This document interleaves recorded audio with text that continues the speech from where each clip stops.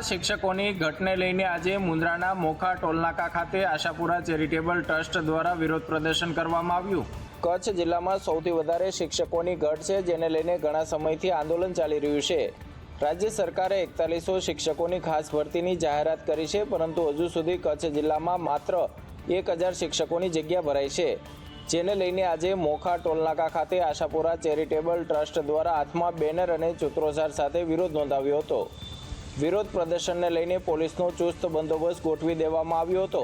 કચ્છની અંદર શિક્ષકોની ઘટ વર્ષોથી ચાલી આવે છે, આજકાલની કોઈ ઘટ નથી અને ઘટને લઈને સ્પેશિયલ ભરતીની જાહેરાત કરવામાં આવી, બણગા ફૂંકવામાં આવ્યા કે કચ્છ માટે 4100 શિક્ષકોની અમે સ્પેશિયલ ભરતી કરીશું, પણ અંતે આજે એ 4100માંથી 1 થી 5માં જે 2500ની જગ્યા છે, માત્ર 1100 શિક્ષકોનું સિલેક્શન થયું છે। અહીંયા સ્થળ ઉપર પહોંચતા એ 800 શિક્ષકો બનશે અને 1100 સામે રાહ જોઈ રહ્યા છે કે એ બદલી ના જિલ્લા ફેરબદલીના ઓર્ડર હાથમાં લઈને બેઠા છે। એટલે કચ્છની પરિસ્થિતિ જેની તે રહેશે। આજકાલની આ પરિસ્થિતિ નથી। કચ્છે ભારતીય જનતા પાર્ટીને ઘણું બધું આપ્યું છે, ત્યારે ભારતીય જનતા પાર્ટીની સરકાર છે। 10 તાલુકા પંચાયતો, 7 નગરપાલિકાઓ, 6 ધારાસભ્યો, 1 સાંસદ કચ્છે ચૂંટીને આપ્યા છે। તે છતાં કચ્છની જેટલી પણ કચ્છની જે સંપત્તિ છે, કચ્છના લોકોની જે સંપત્તિ છે, ગૌચર સહિતની સંપત્તિઓ ઇન્ડસ્ટ્રીઝને વેચી મારવામાં આવી રહી છે અને એના બદલે કચ્છને શિક્ષકો પણ નથી આપવામાં આવ્યા છે। કચ્છમાં શિક્ષકોની ભરતી કરવામાં આવે તેવી માંગ સાથે વિરોધ પ્રદર્શન કરી રહેલા 50 જેટલા આગેવાનોની પોલીસે કેન્દ્રીય મંત્રી અમિત શાહે પોતાના બાળકોને માતૃભાષા શીખવાડવા વાલીઓને કરી અપીલ। સાથે દેશના તમામ મુખ્યમંત્રીઓને પોતાની ભાષામાં ગૃહ મંત્રાલયને પત્ર લખવાનું કહ્યું। કેન્દ્રીય ગૃહ અને સહકારિતા મંત્રી અમિત શાહ એક દિવસીય ગુજરાતની મુલાકાતે છે। અમિત શાહે ગાંધીનગરમાં મહાત્મા મંદિરમાં અખિલ ભારતીય રાજભાષા સંમેલનનો શુભારંભ કર્યો હતો। આ પ્રસંગે તેમણે માતૃભાષાનું મહત્વ સમજાવતા કહ્યું કે તમારા છોકરાઓને માતૃભાષા બોલતા ભણતા શીખવાડો। આ તમારા છોકરાઓ માટે બહુ મહત્વનું છે। બાળકની વિચારવાની શક્તિ માતૃભાષામાં હશે તો એ એની ભાષામાં વિશ્લેષણ કરશે, અનુમાન કરશે, તેને નિર્ણય લેવાની ખબર પડશે। હવે સમય આવી ગયો છે કે દરેક બાળકે તેની માતૃભાષા શીખે।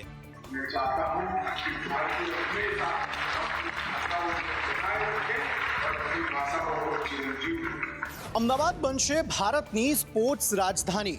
ગૃહમંત્રી અમિત શાહે વીર સાવરકર સ્પોર્ટ્સ કોમ્પ્લેક્સનું લોકાર્પણ કર્યું છે। કેન્દ્રીય ગૃહમંત્રી અમિત શાહે અમદાવાદના નારણપુરામાં વીર સાવરકર સ્પોર્ટ્સ કોમ્પ્લેક્સનું લોકાર્પણ કર્યું। તેમણે કહ્યું કે સંપૂર્ણ ગ્રીન સ્પોર્ટ્સ કોમ્પ્લેક્સની રચના ભારત અને રાજ્ય સરકારે કરી છે। અલગ અલગ રમતો સહિત તમામ સુવિધાઓ છે। ફિટ ઇન ઇન્ડિયા ઝોન પણ છે। બધી રમતોનો વિકાસ કરવાની સુવિધા છે। ભારત સરકારના વિભાગે છેલ્લા 10 વર્ષમાં ખૂબ પરિવર્તન કર્યા છે। કોમનવેલ્થ 2030 અમદાવાદમાં રમાશે। 2036માં ઓલિમ્પિક માટે ભારત પ્રયાસ કરી રહ્યું છે। એક 21 એકરનો પ્લોટ સ્પોર્ટ્સ કોમ્પ્લેક્સ માટે પડેલો છે। જો તમે મંજૂરી આપો તો એ ત્યાં આગળ એક સ્પોર્ટ્સ કોમ્પ્લેક્સ બને। નરેન્દ્રભાઈએ કહ્યું કે થોડા સમય પછી મળી। પછી એક દિવસ મને સામેથી બોલાઈ કહ્યું સ્પોર્ટ્સ કોમ્પ્લેક્સ જરૂર બનાવો, પરંતુ વર્લ્ડ ક્લાસ સ્પોર્ટ્સ કોમ્પ્લેક્સ બનાવવું। અમદાવાદના પાલડી વિસ્તારમાં થયેલી હત્યાના કેસમાં પોલીસે 6 આરોપીઓની ધરપકડ કરી છે। સાથે જ આરોપીઓને સાથે રાખીને ઘટનાનું રિકન્સ્ટ્રક્શન પણ કર્યું હતું। અમદાવાદ શહેરના પાલડી વિસ્તારમાં 12 સપ્ટેમ્બરના રોજ એક યુવક નૈસલ ઠાકોરની ક્રૂરતાપૂર્વક હત્યા કરવામાં આવી હતી। આ હત્યાના કેસમાં પોલીસે 6 આરોપીઓની ધરપકડ કરી છે, જેમાંથી કેટલાક આરોપીઓ રાજસ્થાન અને અમદાવાદ શહેરમાંથી પકડાયા છે। આ ઘટના અંજલી ઓવરબ્રિજ નજીક બની હતી, જે પોલીસ સ્ટેશનથી માત્ર 200 મીટરના અંતરે જ છે।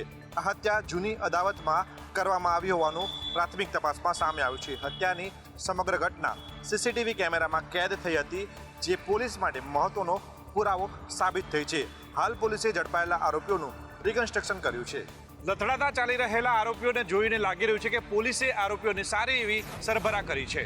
એશિયા કપ માટે ભારત અને પાકિસ્તાનની મેચને લઈ અને જ્યાં જુઓ ત્યાં ગુજરાતમાં અનેક વિસ્તારોમાં વિરોધ પ્રદર્શન પણ થઈ રહ્યું છે। હાલ યુએઈમાં એશિયા કપનું આયોજન કરાયું છે, જેમાં આજે ભારત અને પાકિસ્તાન આમને સામને આવ્યા મેચ રમવાના પણ છે, પરંતુ ઘણા ભારતીય નાગરિકો નથી ઈચ્છતા કે આ મેચ ભારત રમે, જેને લઈ ઠેર ઠેર વિરોધ પણ થઈ રહ્યો છે। વડોદરામાં શિવસેના દ્વારા ગાંધીનગર ગૃહ ખાતે વિરોધ કરવામાં આવ્યો હતો। આતંકી દેશ પાકિસ્તાન દ્વારા ભારતના 26 નિર્દોષ નાગરિકોનો ભોગ લેવાઈ ગયો। ત્યારે જ દેશના વડાપ્રધાન શ્રી કહેતા હતા કે એક સાથે પાણી અને એક સાથે લોહી બે ના વળી શકે. ત્યારે આજે શિવસેના પ્રમુખ ઉદ્ધવ બાળાસાહેબ ઠાકરેજીના આદેશ અનુસાર અમારા સમગ્ર શિવસેના દ્વારા ગુજરાતભરમાં આજે જે ઇન્ડિયા પાકિસ્તાનની મેચ છે એનો વિરોધ. સુરતમાં એબીવીપીના કાર્યકરો સામે એમટીબી કોલેજના પ્રિન્સિપાલે ફરિયાદ કરી છે. સુરતમાં એમટીબી કોલેજના પ્રિન્સિપાલને બંધક બનાવવા મુદ્દે ફરિયાદ દાખલ કરવામાં આવી છે. એબીવીપીના કુલ 9 જેટલા કાર્યકર્તાઓ સામે ફરિયાદ દાખલ કરાઈ. એટલું જ નહીં, એમટીબી કોલેજના ક્લાર્ક સામે પણ ફરિયાદ નોંધાઈ છે. એમટીબીના પ્રિન્સિપાલને કાર્યકર્તાઓએ 8 કલાક સુધી બંધક બનાવ્યા હોવાનું નિવેદન પ્રિન્સિપાલ દ્વારા આપવામાં આવ્યું છે. આ ઉપરાંત યુનિવર્સિટીમાં પણ વાઇસ ચાન્સેલરના સામે અપમાનજનક શબ્દો કહી અભદ્ર વ્યવહાર કર્યાનો પણ આરોપ એબીવીપીના કાર્યકરો સામે થયો છે, જેને લઈ તેમના પર કાર્યવાહી કરવામાં આવી છે. એબીવીપીના કાર્યકરોની કામગીરીને લઈને પ્રિન્સિપાલે કહ્યું, આ લોકો વિદ્યાર્થીઓ નથી પરંતુ ગુંડા છે, જેઓ પોતાની મનમાની ચલાવે છે. ભરૂચ ડેરીની ચૂંટણીને લઈને રાજકારણ ગરમાયું છે. ભરૂચ ડેરીની ચૂંટણીને લઈને રાજકારણ ગરમાયું છે. ચૂંટણી પહેલા ભાજપના 6 સભ્યોને સસ્પેન્ડ કરવામાં આવ્યા છે. આમાંના 2 સભ્યોને પાર્ટી મેન્ડેટ હોવા છતાં ઉમેદવારી આપવાના કારણે સસ્પેન્ડ કરાયા. મહત્વનું છે કે સસ્પેન્ડ કરાયેલા તમામ સભ્યો ધારાસભ્ય અરુણસિંહ રાણાની પેનલના હતા. ભરૂચ જિલ્લાના ભાજપ પ્રમુખે આ કાર્યવાહી અમલમાં મૂકી. શાંતાબેન પટેલ અને નટવરસિંહ પરમાર જેવા વરિષ્ઠ નેતાઓને પણ સસ્પેન્ડ કરાયા. હેમંતસિંહ રાજ અને જગદીશ પટેલની પણ પાર્ટીમાંથી હકાલપટ્ટી થઈ. મેન્ડેટ વિરુદ્ધ ઉમેદવારી આપનાર અન્ય 2 સભ્યો જિગ્નેશ પટેલ અને વિનોદ પટેલને પણ બહારનો રસ્તો દેખાડવામાં આવ્યો. કુલ 6 સભ્યો સામે કડક પગલાં લઈ સંઘર્ષજનક સ્થિતિ સર્જાઈ છે. ત્યારે 19 સપ્ટેમ્બરે યોજાનારી ચૂંટણી પહેલા આ પગલાંથી રાજકીય ગરમાવો તીવ્ર થયો છે. હવે જોવાનું એ રહ્યું કે આ કાર્યવાહીથી જિલ્લામાં શું સ્થિતિ સર્જાય છે. કાર્યવાહીની માંગ કરવામાં આવી છે. નવરાત્રી પર્વની આગામી તૈયારીઓ શરૂ કરી દેવામાં આવી છે. ભુજના આશાપુરા માતાના મંદિરના ઘરેણાઓની સ્થાનિક સોનીઓ દ્વારા સાફ સફાઈ શરૂ કરવામાં આવી. ભુજ શહેરમાં આવેલા ઐતિહાસિક આશાપુરા માતાજીના મંદિરે આસો નવરાત્રી પર્વને લઈને આગોતરી સાજ શણગારની કામગીરી કરવામાં આવી રહી છે. માતાજીની મૂર્તિઓને તેજમાં વધારો કરતા સોનાના આભૂષણો અને પૂજા અર્ચન માટે ચાંદીના છત્ર તથા અન્ય કિંમતી સામગ્રીને સાફ કરવામાં આવ્યા હતા. આ સેવા કાર્ય અહીંના કંસાર બહાર સ્થિત સોના ચાંદીના ઘરેણાઓ વેપારીઓ દ્વારા કરવામાં આવતું હતું.